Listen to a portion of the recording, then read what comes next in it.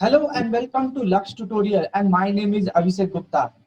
आज का इस वीडियो हिंदी सिलेबस के ऊपर में है, जहां पर ही हम लोग डिस्कस करेंगे class 9 ICSE Hindi syllabus.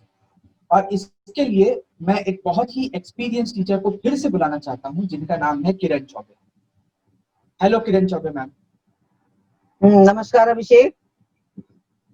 Ma'am, class 9 का सिलेबस में क्या क्या चीज रिड्यूस हुआ है वो मेरे को जानना था मैम। तो आप प्लीज जितने भी स्टूडेंट हैं वो सबको बताएंगे कि क्लास 9 का सिलेबस में क्या रिड्यूस हुआ है।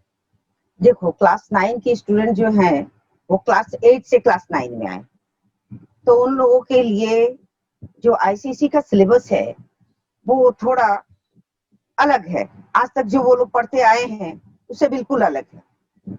यहाँ पर क्वेश्चन पेपर में दो सेक्शन है।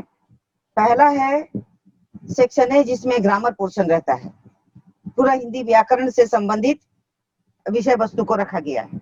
और सेक्शन बी में पूरे जो दो किताबें हैं उन किताबों से संबंधित प्रश्नों को रखा गया है। तो जो आईसीएसई इस बार जो सिलेबस में कटौती की है वह बच्चों के इंटरेस्ट को ध्यान में रखकर की है। और आज के इस वातावरण में जहाँ की पढ़ाना एक टेढ़ी खीर है, हम कह रहे हैं कि बच्चों को कंट्रोल करके और उनको पढ़ाना ये बहुत टेढ़ी खीर है। आज इस सिचुएशन में भी हमारे शिक्षकगण बहुत ही सुंदरता से जो उनको पढ़ा रहे हैं उनको मैं धन्यवाद देती हूँ। पहली बात है कि अगर हम चैप्टर की दृष्टि से देखेंगे तो यहाँ साहित्य सागर, एकांकी संचय और नया रास्ता तीन किताब है। इन तीन किताबों में से साहित्य सागर इक्विवेलेंट टू 2 बुक्स है। इस बुक में गद्य भी है और पद्य भी है। तो गद्य के सेक्शन में हमने देखा कि हाँ, अपना अपना भाग्य और संदेह दो चैप्टर को हटा दिया गया है और एक चैप्टर के बदले में रखा गया है जो जामुन का पेड़ था, उसके बदले में जनसंख्या संबंधित एक चैप्टर है, भीड़ में खोया आदमी, उसे रखा गया है। तो कुल मिलाकर जो 10 चैप्टर थे, 10 में से हमारा 2 चैप्टर रिड्यूस हुआ है। बाकी के 8 चैप्टर उसमें पढ़ने होंगे। अभी जो बुक्स है उसमें भीड़ में खोया आदमी अभी भी प्रिंट नहीं किया गया है और काउंसिल ने लेकिन इसे बदल दिया है। दूसरा है, जब हम कविता के क्षेत्र में जाते हैं तो उसमें देखते हैं मातृ मंदिर की ओर और भिक्षुक, ये 2 चैप्टर हटाए गए हैं। बाकी के 8 चैप्टर एज इट इज वहां पर हैं। तो 8 और 8 16 जो चैप्टर्स हैं गद्य और पद्य मिलाकर साहित्य सागर से हमें पढ़ने होंगे। तीसरा बुक हम मानेंगे जो है एकांकी संचय। इसमें महाभारत की एक सांस था, 6 उसमें एकांकी है, 6 एकांकी में से महाभारत की एक सांस, इसे हटा दिया गया है क्योंकि महाभारत ऑलरेडी सब लोग जानते ही हैं और इस साल के लिए वो उतना इम्पोर्टेंट भी नहीं था, इसलिए हमारे समझ से ऐसा किया गया है। और नया रास्ता एज इट इज जो कुछ भी है वैसा ही है। रहा ग्रामर के क्षेत्र में, तो मैं आज के इन शिक्षकों और शिक्षिकाओं से यह अनुरोध करूंगी कि बच्चों को जो ग्रामर के जो प्रारंभिक ज्ञान है उन्हें ठीक से करवाया जाए, क्योंकि इस ज्ञान के अधूरे रहने से वो 9 में आते आते उनकी स्थिति बहुत खराब हो जाती है। ग्रामर जो बहुत ही मतलब जैसे मैथ में नंबर मिलता है वैसे ग्रामर में मिलता है। तो ये इस तरीके से हम देखते हैं कि क्लास 8 तक आते आते बच्चों को एकदम बिल्कुल जैसे पर्यायवाची है, मुहावरे है, अनेक शब्दों के लिए एक शब्द है, भाववाचक संज्ञा बनाई है, संज्ञा से विशेषण, मुहावरों का वाक्य में प्रयोग। आज तक बच्चे जो है कभी कभी क्या करते हैं कि मुहावरों से वाक्य में प्रयोग नहीं करते, वो अर्थ से वाक्य में प्रयोग करते हैं, जो बिल्कुल गलत है। तो बच्चों को ये सब चीज सिखाना दूसरा है निर्देशानुसार वाक्य परिवर्तन, ये भी एक सिलेबस में है। निर्देशानुसार वाक्य परिवर्तन में उसमें जैसा कहा जाए उसी के अनुरूप उन्हें परिवर्तन करना होगा। कर्तृवाच्य, कर्मवाच्य, भाववाच्य बदलिए, या सरल वाक्य से संयुक्त वाक्य बदलिए, या मिश्रित वाक्य में बदलिए। इस तरीके से व्याकरण को अगर हम प्रारंभ से नहीं पढ़ाएंगे बच्चों को तो 9 में आकर ये संभव नहीं है कि इन सारी चीजों को कवर किया जाए। पत्र लेखन भी उसका फॉर्मेट एक यूनिक फॉर्मेट में होना चाहिए। जैसे आजकल यूनिक फॉर्मेट काउंसिल का हुआ है कि लेफ्ट हैंड साइड में सब कुछ लिखना है, not right, left and right नहीं। उसमें करना है कि हमें लेफ्ट हैंड साइड में सारा कुछ फॉर्मेट का, हाँ, एक फॉर्मेट होना चाहिए। दूसरा है अपठित गद्यांश। बच्चे क्या करते हैं, क्वेश्चन दिया है अपठित गद्यांश में, तो अगर क्वेश्चन 2 भाग में है तो हमें आंसर भी 2 भाग में देना चाहिए, ताकि एग्जामिनर्स जब कॉपी देखे तो उन्हें ठीक तरीके से और उन्हें फुल मार्क्स मिले। तो अगर हम वह कौन था, उसने उसके लिए क्या किया, तो वह कौन था, एक पैरा चेंज, उसके लिए क्या किया वो पैरा लिखना चाहिए। तीसरी बात है हमें प्रस्ताव लेखन में हमें ये देखना होगा कि जो प्रस्ताव दिया गया है उसके टॉपिक का इंट्रोडक्शन अवश्य होना चाहिए, क्योंकि इंट्रोडक्शन में 2 मार्क्स 3 मार्क्स अलग रहता है, और बॉडी में 10 मार्क्स और कंक्लूजन में 2 मार्क्स, टोटल 15 मार्क्स का ये हमारा प्रस्ताव लेखन होता है। तो ये तो रहा हमारे ग्रामर का। अब रहा प्रोजेक्ट का। प्रोजेक्ट में बच्चों को प्रोजेक्ट के पूरे फॉर्मेट में होना चाहिए। जो प्रोजेक्ट का फॉर्मेट है वो काउंसिल के सिलेबस में भी है, उसे ये लोग देख सकते हैं। ये कई तरीके से लिया जाता है।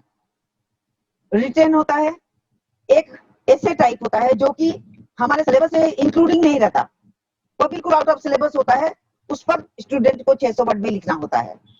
और दूसरा रहा कि जो समाचार ये लोग पढ़ते हैं, तो ये एक ऐसा टॉपिक है समाचार पत्रों के माध्यम से। इसमें क्या होता है, करंट न्यूज बच्चे के अंदर में न्यूज पेपर पढ़ने का एक अच्छा इंटरेस्ट जगाने के लिए इसको रखा गया है कि समाचार पत्रों के माध्यम से, जिसमें समाचार पत्र बच्चे जो करंट न्यूज पढ़ रहे हैं उनको वो पढ़ेंगे और उसके हिसाब से उनका फोटो चिपकाएंगे और चिपका कर उसके विषय को वो लोग लिखेंगे। उसके बाद रहा 2 पुस्तक से 2 टॉपिक उनको करना होगा। दोनों पुस्तक से एक टॉपिक करना चाहिए। एक कविता से कवि का संबंधित होना चाहिए और कविता के भाव को लेकर, आधुनिक परिप्रेक्ष्य में उसके विषय वस्तु को लेकर कुछ लिखना चाहिए। इस तरीके से सारा प्रोजेक्ट है। तो 2 और 2 4 प्रोजेक्ट तो हमने देख दिया। एक प्रोजेक्ट रहा तुम्हारा ओरल भी लिया जा सकता है, 5 मार्क्स का, 20 मार्क्स में से 5 मार्क्स ओरल भी ले सकते हैं हम। एज इट इज, ये डिपेंड करता है अपने स्कूलों पर कि वो इसके विषय में क्या निर्णय लेते हैं। तो यही रहा अभिषेक, सारा क्लास 10 का 9 का एक कंबाइनिंग सिलेबस है। क्लास 10 में भीड़ में खोया आदमी के लिए अभी कुछ निर्णय नहीं लिया गया है। हालांकि चैप्टर चेंज किया गया है, 9 में पढ़ाया भी जा रहा है, लेकिन 10 के लिए अभी भी संदेहास्पद स्थिति है। जो सिलेबस दिया गया था उसमें इसका मेंशन नहीं था, लेकिन project, grammar as it is जो सिलेबस में है वैसा ही रहेगा। Thank you ma'am for sharing this important information. सब स्टूडेंट जो भी ये वीडियो देख रहे हैं वो ये देख के समझ गए होंगे कि क्या क्या टॉपिक है जिस पे उन लोग को फोकस करना चाहिए, कैसे प्रिपेयर करना चाहिए, किस तरह से पढ़ना चाहिए और क्या क्या चीज है जो कि एक्सक्लूड हो चुका है। तो मैम एक क्वेश्चन जो दिमाग में आता है कि काउंसिल ने कहा है कि ये 25% सिलेबस है, क्या ये सही में 25% है? इसके बारे में क्या कहेंगे? नहीं, ये 25% नहीं। 25% सिलेबस अगर 1-2 चैप्टर और कम करता तो हम कह सकते थे, लेकिन अब 20% सिलेबस उसने कम किया है। इस सिचुएशन में और भी एक चैप्टर कम करना चाहिए था। अच्छा। लेकिन जो किया है उतना सफिशिएंट है, बहुत ज्यादा चैप्टर नहीं है।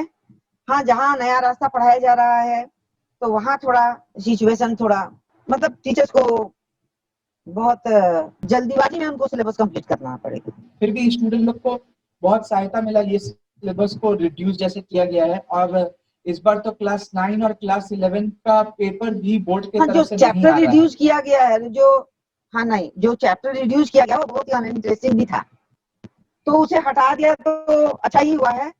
और बाकी बच्चे इंटरेस्टेड होकर ही पढ़ेंगे, हमारे जहां तक समझ में आना चाहिए।